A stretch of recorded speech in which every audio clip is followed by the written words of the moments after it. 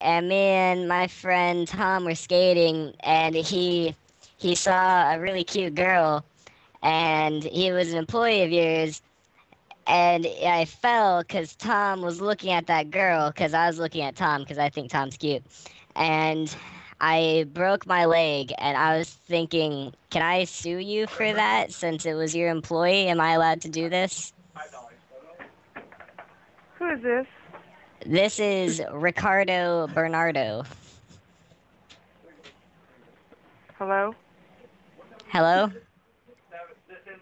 Ricardo, what are you on the phone with? No, no, get away, Dad. Ricardo. Dad.